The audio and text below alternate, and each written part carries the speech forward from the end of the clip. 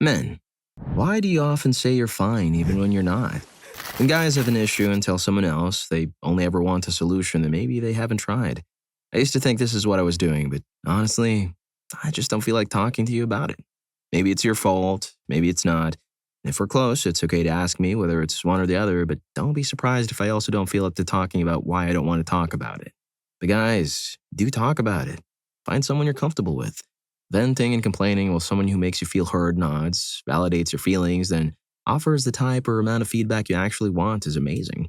Most of the time, I end up getting 10% of the way through it and going, yeah, you're right. I should just take a moment to reflect, ask some questions, and not take things so personally.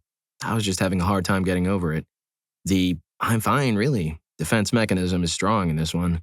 Story 2. My ex was like this. I talk about how I felt and I wound up making her angry. It became about her or redirecting the things I was supposedly doing wrong as though my emotions were somehow a blame or criticism of her, and she needed to even the game. It wasn't. And I wound up, as others have said, needing to placate, backtrack, get back onto the I'm fine, shouldn't have mentioned it train. God forbid it actually was something she was doing that was causing distress. Bringing it up would end with, well, I guess we should just break up. No, let's just work on working together. No? Okay, I apologize. I'll do better. Sorry. Every time I was the one trying to diffuse and get back on track, work together, willing to concede, surrender my emotions, and let it go in favor of trying to balance us again. Every single time. She seemed incapable of that. And talking about when I was going through negative emotions only ever turned into a conversation about her or what I was doing wrong. I recall a time she said something like, "What's wrong?" I said I was depressed, and she said that was frustrating and tiring, and she was over having to deal with it. That I was the problem for feeling like that. Made me never want to talk with her about it, but it wasn't even about her. Nearly 8 years and it didn't work out. Wish I knew she'd never change earlier, or rather, accepted she wouldn't. There are girls out there who aren't like that. Story 3. Evidence of me not being fine will be used against me. Setting doesn't matter in my experience. One of my grandparents passed away during high school. I was very close with him. A year later, I was still not doing great, and the other kids were calling me an emo wuss to my face. And 2 of my teachers yelled at me to move on and participate in class. I was still doing great in school, just didn't care to engage with others much. In grad school, for the health field, a close family member had a serious health condition and I thought they were going to pass away, so I tried working remotely. This was years before lockdown, but it was fine. Yes, my work quality suffered, but was still generally good. It amounted to an extra round or 2 of edits on paper. I thought we were good, since they stressed balance and mental health since we are in the health field. Well, someone didn't like it and wanted me in the office. The chair rolled their eyes at me and said, "If you can't handle your personal problems, I don't think a career in research is for you. Do you even want to be here?" What is especially infuriating about my grad school experience is that the student had free reign to take a few weeks off after her cat passed away. I have more stories like the above. Damn near every man I know has, and it's awful. Having people not give a crap would be an improvement. Story 4. My best friend I served in Iraq with ended himself. I cried every night. My fiancée complained that I don't ask for help. I asked her to sit with me. She told me she knows I just sit out there and cry. She needs to prioritize sleep. I mentioned that I struggle with a specific thing because of an incident in Iraq that involved children. She responded, "There were kids on the opposite side, so why should it impact you?" I mentioned I struggle with sleep because of PTSD, and she dropped her knees and clasped her hands and began shouting, "Oh my PTSD! Oh my PTSD!" This was the first and last time I mentioned PTSD in a relationship. I tried to explain my needs to her, and her response was, "We aren't discussing your needs until all mine are met." So, while some women may not be on this extreme, all women are on this wavelength. As men, we can be seen as your protector and desired, or as something vulnerable and discarded. We have to pick whether we want a relationship or a confidant. I've learned a woman can't be my confidant. Men need to confide in men and let women dance in their field of emotional immaturity and bliss. Story 5. In my experience, giving voice to my problems invites others to examine my life and try to figure out why they're my own fault. If only I was more like them, I would not have these problems. If my friends are awful, I just need to go to Friend Mart and get new ones. If my job is terrible, I need to go get one of those $140,000 a year job off the top shelf at Job Mart. If my health is bad, it's because I drink milk or don't drink milk, eat meat or don't eat meat, drink coffee or drink tea, eat sugar or eat aspartame, or I'm on a keto diet, etc. If I'm depressed, I need to cheer up or exercise more, clean the house or sunbathe. If If I'm fat, it's because I lack willpower and sneak out when no one is looking to snarf down 2 large Pizza Hut pies a day. If I'm skinny, it's because I lack willpower and give in to societal pressure to starve myself or purge after eating. Lack of energy is just me being lazy. Why would I be sick? They've not been sick a day in the last 20 years, except the 4 times a year they're forgetting about. They just think it and they don't get sick. They must not be thinking well thoughts hard enough. Don't worry about passing away. I'll go to a better place if I've been a good person. I so hate people right now. Story 6. Almost always, because if you say anything other than fine or good, it doesn't usually result in a positive conversation. Most people don't want to be emotionally dumped on, and society tends to expect us to keep our chin up. I still haven't figured out how to properly deal with my negative emotions, and it's excruciating, frankly. Yes, I'm going to therapy. The American medical system treats symptoms, not causes, so I'm stuck with talking to someone who's just punching the clock and letting me go on about myself. I doubt they really care, and I don't blame them. They're doing their job. I'm not terribly interested in talking psychotropic medicines and further empowering Big Pharma. Are there plenty of ways for me to improve myself and self-treat? Certainly. It's my fault for not having the willpower to conquer my fears and quit smoking, soda, and cut back on screen time, among other things. Really, I'm just extremely lonely. I was an NICU baby, and despite having a childhood that, on paper, was quite good, I've become aware of just how dysfunctional my brain is, and it makes every little thing into a struggle when it doesn't have to be. My emotions gyrate wildly. I'm extremely self-involved and have a hard time paying attention to anything that I'm not extremely interested in. I hope I can get out of my own head someday. Some days it's very nice in here. Other days, not so much. I'm fine. Story 7. Because nobody actually cares. It's trendy to say you care. It's trendy to encourage your man to be vulnerable. But you know what happens when we do finally choose to take the risk and be vulnerable? A. We find ourselves consoling others. B. We find our friends and partners pulling away. Don't you ever tell me you care. There's not a single soul on this planet that isn't paid by the hour that truly gives a crap about what a man is going through. This is what life has taught me, and it's not for lack of trying. I've tried being open with those who say they care, and the only thing it brings is more pain and more isolation. Once the veil of invulnerability and tenacity is compromised, no one wants you. Stop kidding yourself, ladies. Once the genie's out of the bottle, it's game over for us. Imagine a world where just speaking your heart and soul means potentially sacrificing a relationship you cherish. Remember, vulnerability is a strength, not a weakness. It takes courage to open up. Story 8. There's some variation, but almost universally, people have a desire to be understood. Guarantee every man was honest many times and then learned from experience that no one gives a crap and that sharing is very often a negative experience for everyone involved. People then pressure men to open up with theoretically good intentions, but it's honestly a bit insulting when people act like they know better than men's lived experiences. Everyone probably thinks they're different and actually care because we like to think of ourselves as good people, and good people care. And you might even care about the man, but guarantee 999 out of 1,000 of you don't give a single crap about his problems. It's not entirely gendered. Everyone experiences that dynamic a bit, but I don't think most women can really comprehend just how much people do not give a crap about men. Story 9. Wow, I'm only ever hearing that they want a solution to said thing. This is so far from the truth. There's a lot of times this is true, I'd say about 30 to 40%, but the rest is they need to be able to be vulnerable and comforted. But they probably don't realize that as they most likely have never had it. Most men in Western society are raised with this idea that they can't show weakness ever, not even to the one they love most. Unfortunately, this idea has been reinforced by women who either lose respect, emasculated the man for being weak, coward, beta, etc., turned off and disgusted, or use this moment of vulnerability as a weapon against them. Typically in a few ways. 1, what you're saying is hurting my feelings and said partner gets emotional, makes it about them. 2, we'll call it back up later to humiliate the man. 3, to call the man weaker than he really is. 4, you're not who I thought you were. I'm done. I'm out, etc. But they don't want sympathy or pity. That's not what they really need. All they need, what is really desired more often than not, is to know they don't always have to be strong all the time. That they can rely on you to be there for them, to be soft and gentle and caring. Men are pillars of strength. We can hold up the whole world for long periods of time and take an insane amount of external cruelty and stress from the world. But there's times when we need a break to allow ourselves to truly let our guard down, to relax and let everything out, to know that you will have our back even if we're only human. Now, if you noticed I said external cruelty, we have very thick armor around our hearts and we need it to survive in our modern world. But to the very few we take that armor off for and let inside, that's the most vulnerable and frightening place a man can allow someone to be. And unfortunately, They are normally betrayed time and again, over and over, relentlessly for years. Story 10. Many partners have asked me to open up more, and through years of therapy and work and just getting older, I have. But I had one partner that wanted me to open up, and when I did, she said she started getting the ick, hearing about my problems, and thought I was less of a man. Telling that to my brothers and guy friends, turns out it's not uncommon. I do think there are partners out there that want what they think is vulnerability, but when presented with actual vulnerability, are turned off by what it looks like. I think their idea of what that looks like is crying over babies or puppies, but handling everything else internally and not bringing it up. I don't think it should be a fine line, but sometimes it is. That's not opening up. Story 11.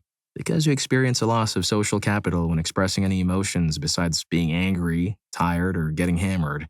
And women, before you say, that's only other men who penalize guys for that, or I would appreciate a man who expresses emotions. No, you wouldn't. You appreciate a man who listens to and validates your emotions. Once he wants support from you, you get the ick and bounce. Just like how when most men say they want a woman with a sense of humor, they don't mean someone funnier than them with their own material. They mean someone who gets and laughs at their jokes. There are always exceptions, but the general rule is men who appear vulnerable or even cry, they lose most of their audience immediately. Women get to be listened to and empathized with for free. Men have to pay for therapy or suffer social consequences. And to be clear, they should go to therapy. It's great, but that doesn't change the outside world's inability to hold space for male emotions. Story 12. It's because in evolutionary and historic terms, showing any sign of weakness for a man often turned out to be a fatal mistake. Men have to be strong, the rock in any relationship or family, because nobody else will fulfill that role for them. Women and children have the luxury of showing weakness and vulnerability. They'll even get social brownie points for it. Approval, sympathy, and all sorts of help from every corner. Our entire society is set up for the benefit of women and children. The opposite is true for men. Show weakness and people around you will rapidly lose respect for you. In the case of women, any attraction will be gone instantly. Your enemies will see your weakness and take advantage of it almost immediately. Powerful men, in particular, cannot afford to show any of it. They must always project confidence and strength, even if internally they're afraid and unsure of themselves. That is simply what being a man is about. It's not only humans either. For the males of other species, this is doubly true. They actually have it relatively easy compared to them. Story 13. Because most people don't actually care or want help. Just like most people don't want honesty, they want to hear what makes them feel good. And it's not just friends or loved ones that make us feel that way. Even doctors are supposed to help us basically say, yep, take it. That's life. Deal with it. I'm actually in a better spot mentally now that I've been taking better physical care of myself, but this is a small list of what is going through my brain basically at all times. I have a full page of house projects that need to get done, none of which cost under like $5,000 because the house is so old. Sole provider for myself, my girlfriend, her 2 kids, both of our dogs. So literally failure at any point to make enough to float the boat means it all sinks, and no one is going to help. Girlfriend has major medical issues, which doctors have basically told us, yep, too bad, but it's not bad enough for us to do anything. So make some life adjustments and see you later. Even though she passes out all the time and has almost passed away from it more than a few times, still helping out around the house and with the kids as much as I can, aside from cooking because I'm crap at that. Making $35 an hour currently, and it's still just enough to get by. I have 0 medical coverage currently, aside from the VA because our work company is too small to provide it internally. We can be reimbursed for coverage from the market, but it only covers around $400-ish a month. Everything else is out of pocket. And some of the cheapest, most bare minimum coverage that I couldn't even use because all the doctors in my area that are covered won't take any new clients. Does little to nothing. And anyone who has used the VA knows the quality of your care is on par with how much you pay, and VA is free for vets. So how good do you think it is? Girlfriend is constantly depressed due to her health, BPD, and a laundry list of other medical issues that I can do nothing about, causing her not to take care of herself and thus make all of it even worse. I personally have ADHD to battle with, and if I forget my meds even for a day, my temper spirals out of control for no reason, just because my brain is broken. Paying all the bills for everything except for food.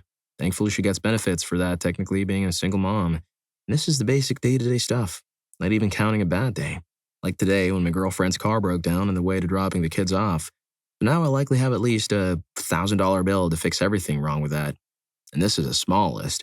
Now I could talk your ear off for hours if I actually told you every little thing going on in my brain at any given time. This is just what I could think of while typing just now. What's going to fix any of this? Who's going to help? I'm a white man in corn-fed Central America. Despite what any trend or bias says, men are the spearhead. We take all the weight, grit our teeth, and smile because no one, not a single person actually cares. And we don't expect them to because every man knows every other guy is dealing with the same. It's unspoken man law. And sure, we have friends, and sure, we can vent, but it doesn't change or fix anything, so there's no point. Story 14. Most of us are just dealing with a down moment that we know we'll get over soon, so we just need to ride it out. Other times, it's because people will tell you at work or any other time that isn't convenient to speak, so we're fine signals we don't want to talk about it at the moment. The other times we say we're fine is because we don't want to talk about it because we don't want to be a distraction to others. And or we know people don't take male grief seriously. You'll get told by all sorts of people that you need to get tough or you're being a little wuss and exaggerating your problems. Everyone is at a different level in their growth and development, so a word of encouragement or just support or sympathy can actually lift our spirits because we often feel alone and lost. So knowing other people care or are willing to offer support is the reassurance we need when we're feeling extra down. Story 15. A lot of men have gone with opening up to a partner only to be told the partner gets the ick because their man showed the vulnerability they desperately wanted their partner to show. Get betrayed like that and you see it as a trap. You hear about it happening to one or two friends and it puts fear in you. Let's say you're struggling with someone. Do you also want to lose your partner by opening up about your struggle when you have a real fear that they'll leave because you aren't being manly enough? Even women who want an emotional guy who opens up often just decide, wow, he cried. What a wuss. There are plenty of women who will hold a guy crying, support them like they want support, but there are enough women who decide to get the ick from it that men tend to keep quiet. Same goes with a lot of guys as well. They see friends crying as weak and are put off with it, so guys tend to not do that around other guys either. Women who cry tend to get support from both women and men, so have not much to fear about it. Men, it's a landmine field out there, and it's incredibly hard to trust the person saying you can tell them the truth. Story 16. Because early on in most men's childhoods, it becomes blatantly apparent that nobody cares if you're fine or not. Asking a man whether they're okay is now just a part of social etiquette or polite small talk. We learn very early on that saying we're not fine is not met with compassion but judgment and ridicule. People think less of us as men when we say we're not okay or that we are feeling blue or that something bad happened. Even if our plight is met with genuine empathy, we fear it is all for show. We fear silent judgment and gossip, even when total disaster strikes, such that it is obvious that no sane human being would ever be okay. We will either say we're fine, ignore the question, get angry at the question, because we know we cannot say we are not okay and are being asked anyway, or make light of the situation as show bravado. So how am I? I'm doing fine. If you're enjoying the video, don't forget to hit that subscribe and like button for more videos like this. Story 17. If this is an adjacent argument to why do women say they're fine and they're not, I think it's counterintuitive because from my experience, when a woman said they were fine, they were just stalling for when they finally had the words to fully express all of the ideas that bubbled up in their mind that they've been begrudgingly waiting to bring up, as they've been accumulating over time. When a man says they're fine, they're either fine or just coping with the idea that the person who wronged them will find a way to shift responsibility to them, causing more harm than it would be worth to bring up the problem in the first place. I'm fine basically means I'll probably be fine, but there's a chance I'm going to stop putting up with this crap and find someone else. This is purely based on my own experience and may not be the truth for all. Story 18. If talking to women, you fear that if you open up to them, the information will be thrown back at you when having an argument, that includes female family members. Family also talks, so talking to a mother who can't keep her mouth shut means anything I say to her in confidence ends up being known about by everyone. So I don't talk to her anymore and then get complained at because I don't tell her things anymore. Keeping our troubles to ourselves means that no one can use it against us, but it means we get no support. If talking to male friends, depending on what's troubling you, you don't want to share it because they could make fun of you because of the problems. So all in all, it's best to keep problems to yourself. But that in itself means that male rates are far higher than they should be because men struggle to find someone who will be non-judgmental and will offer advice and support, rather than ridicule and make fun of. Story 19. I've done that a few times in my life and it's blown up in my face every damn time. I got kicked out of the place I was staying. My sister stopped talking to me after doing that once. She saw me cry and that was the last time we saw each other IRL. She still wants to talk, but she just doesn't want to know about any of my problems. That's after being there for her over a decade, helping her raise my nephew. I used to smile all the time at work, but after talking to a lady at work about life, she said, with all the bad crap that's happened, why do you smile so much? I smiled because I wasn't homeless and had food. But what I said spread like wildfire and I felt super self-conscious. So I stopped smiling. At another job after work, some of the ladies from the front office came to the warehouse to hand out something, maybe snacks or flyers, to let traffic settle down a bit. Mother's Day was that weekend, so people were talking about what they were doing for their mothers. I said, I'm not doing anything for my mom. She was a drinker who abandoned me. They all talked more about how sad that she would do that. She must have been going through a lot in order for her to turn to drinking.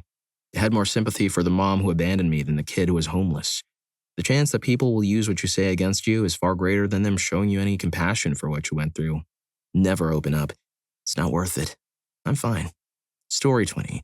I was raised as if I was a man. So while my brain and biological state disagree, I can speak to a psychological aspect. There's a few different reasons, and they are semi-interwoven. It's something that I'm still processing, and I'm sure even unaware that I'm not okay. It's something that I processed and realized that I need time to get past and don't want to share, which can be for a few reasons, which lead into three.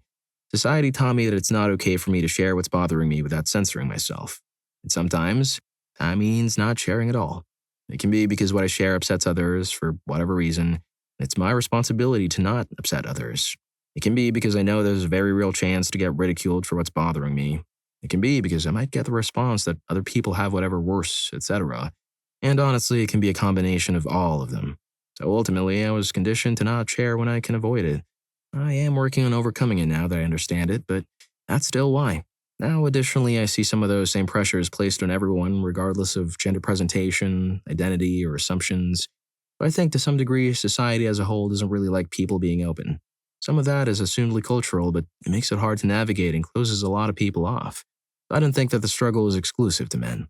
However, there is possibly physiological or brain things that can contribute to it. Hormones are weirdly powerful. They sound so simple when we talk about them in basic conversations, but they actually impact so many things. Like the immune system, for example.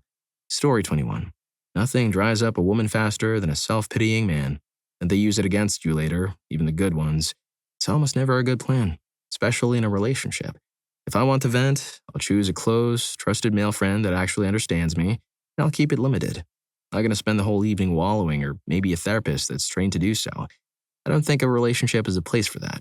Or maybe I'll leave an anonymous comment in a Reddit thread. Also, no one cares, really. Your friends and girlfriends are not therapists. It's not their job. They're there for a good time, and that's fair. I also hate when people trauma dump on me. People got their own crap to focus on. Yes, we can support each other, but no one wants a useless friend wrapped up in self-pity and depression. It's honestly just lame and repulsive behavior. Story 22. For myself, it's multi-layered. It depends who or when. For example, my significant other is a very emotional person. She's in therapy and working on it, and has a lot of PTSD. And a few times I've mentioned something, it ends up with me confronting her or an argument that could have just not happened by saying I'm fine and moving on. Also, with my teen daughters, teens have a lot of things going on. I have them every other week, 50-50 physical. They do not jive well with their mother. So when they come over, I end up being their rock. No one likes a rock that can break. Also, I am the primary caretaker of my grandmother. She lives with us, and saying things are fine is better than repeating the same thing 10 times and explaining. Then there are friends. I help them with their issues enough that I don't want to add or pile on. Don't worry, though. I am in therapy, and I do mitigate it best I can with video games, football, and when I do have a day to myself, a little Mary Jane and music. And my kids are older, and my significant other, will-be wife tomorrow, hoot, is in a better mental state. I will start to open up more. Story 23. Talking to you is a burden for me. I'm dealing with an issue that is consuming any extra energy I would have had to try and have a meaningful and polite conversation with you. You're normally hurt by things said in the wrong tone or in any way that can be misinterpreted. I carry that weight in most of my dealings with you, and I do not have the strength right now. You can relate. Your point of reference is too far away from me to feel that you can sympathize. Just being a different gender or race, your lived experiences are not the same. Not to undercut your trauma, but is it really the same as mine? It makes me vulnerable. I've been down this road before, and in every instance, I've been burned by those I've opened up to before. I told you this in confidence, so it should be in the vault. Not brought up to hurt me in the next argument we have. I would not want it told to your friends for you all to discuss. I do not want pity. I can't spend sympathy. I can't turn pity into a tool to fix this. I can't mend my hurt with your empathy. You can't help in any way that matters. You can't make my girlfriend to not have cheated on me. You can't change the score on my test. You can't remove the cancer from my dad. You can't stop me from waking up late and getting in trouble with my boss. I don't need the normal platitudes or simple solutions you'll probably say. Story 24. From random people, I'll receive advice that is irrelevant to my situation, or even worse, I'll be derided from the choices I made that got me to the position of not feeling fine. With a person asking, having no intellectual curiosity as to how I ended up there, I must just be stupid. I already know I'm stupid. I don't need you pointing it out in an even more useless way since you don't know the facts. With true friends, I answer honestly. I'm as blunt as I can be. With relationship prospects, I make bad choices. I choose dismissive avoidance over people who have demonstrated that they actually care about me. This personality type will literally lose interest in you and stop respecting you when you demonstrate emotional vulnerability. Rather than choose different women, ones who actually care about me, I choose to date ones who require a lie with "I'm fine." That's a deep character flaw on my part that I'm working on. I put myself in that box, so I don't get to complain about it. Above all, it's a feeling that I exist to solve problems for others. When I stop solving other people's problems, I become useless. I see this repeated in most of my life experiences. It's tough when people offer unsolicited advice or dismiss your feelings. Remember that you don't owe anyone an explanation for how you're feeling. Story 25. Because society and no one in it loves or cares about men unconditionally. Our value is based on competence, confidence, calmness under pressure, and the ability to provide. Any deviation from that causes them to lose status, and particularly in relationships, confessing any weakness will sometimes become weaponized against them. Of course, that is the worst case scenario, but when the best case scenario still amounts to your significant other losing some level of respect for you, it's really not worth it. In terms of male or female pairings, anyway. It's like that Chris Rock joke. Husband loses his job, wife says, "Don't worry, we can make some changes and get rid of some things if we have to." She's talking about you. I've known many men get fired and conceal it from their wives as long as possible. I know one man who ended it all because his marriage fell apart afterward. But all doom and gloom aside, the primary reason is that talking about feelings just isn't that cathartic for us. In many ways, it's almost opposite. It's like reliving a bad experience. Also, men are both solution and future oriented. If we open up to someone, it's because we seek their advice as opposed to their acknowledgement. But when that involves a confession of weakness as well, we're going to be very picky about who we open up to. I also want to point out the whole "woe is me, no one gives a crap because I'm a man" is grossly exaggerated these days. Most men can talk to their bros and or best male friend when they need to. Also, a big reason why men don't use therapy is because therapy isn't designed for us and because male camaraderie is therapy for us. We don't get that from a professional. We only get it from a true friend. Story 26. Toxic masculinity. Society has pestered us into not showing weakness. This has occurred in many forms, including being made fun of in K-12 school whenever you cry, expose any weak points, or display a lack of strength. Parents giving you the old "stop crying or I'll give you something to cry about." And then, literally harming you. And of course, women being profoundly turned off to insane levels anytime a man shows any weakness, therapeutically vents, or anything like that. It gives women the ick. In general, society doesn't get as turned off by flawed, vulnerable women as it does by flawed men. If you think you're capable of still finding a flawed man attractive, then the example you're thinking of is probably a character in a movie that is portrayed by a famous, attractive millionaire that you have rock-solid, unshakable attraction to. Women want to date a callous, fatherly, handyman lumberjack, not a dude with problems. Obviously, men have much weaker support systems. Men don't support other men much, but that would give some kind of vibes. Women don't emotionally support men much, especially if they're not already in a relationship because, in their own minds, women believe that men would take it as flirtation if women showed them a tiny little shred of interest. Same reason why men only get like one compliment from women every 20 years. So basically, can't open up to anyone because no one is suitable to open up to. Story 27. Because they often haven't been asked genuinely nor been safe to answer genuinely, as well as experiencing emotional cruelty when their vulnerabilities and traumatic memories are then weaponized against them. A lot of men in the current day were raised by mothers who valued prioritizing their child's privilege to be successful over creating safe homes with love and compassion at the forefront. There isn't emotional safety there. Or without a mother, without a father, without stability, without anyone to tell them they were safe to share without being judged.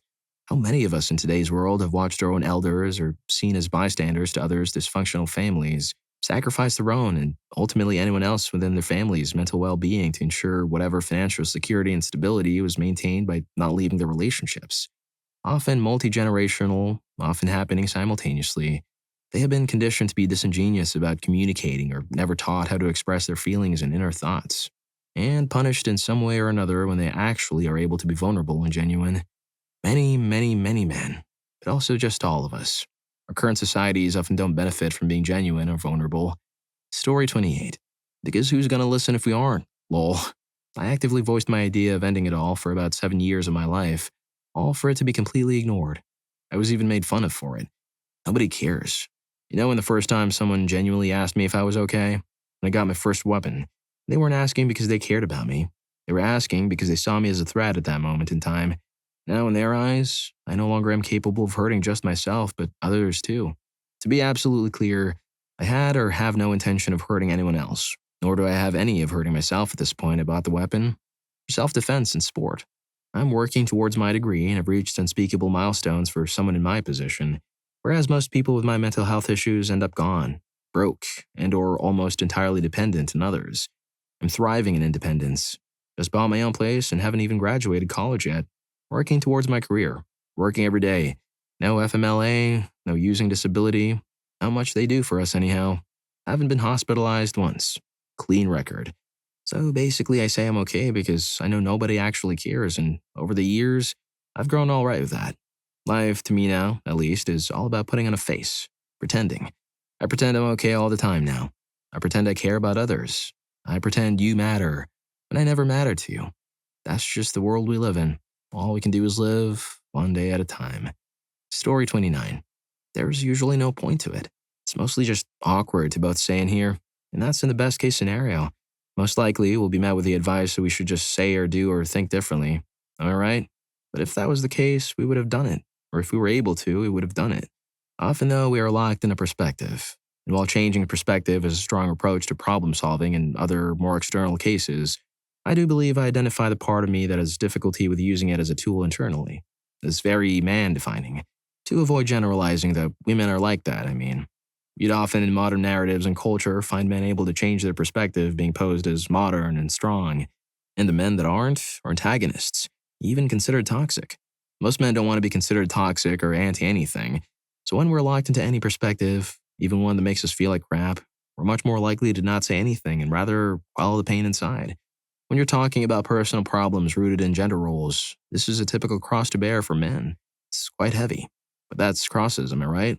To anchor the point about gender roles, it stems from men being supposed to be fixers, and so when we can't fix ourselves, we prefer to pretend nothing is broken. Otherwise, as explained above, we might be interpreted as really believing nothing is broken. Of course, ignoring is a double-edged sword and the other edge is denial. So yeah, one could easily end up becoming the beast exactly by trying not to. Feel like I just had a tiny therapy session by myself here.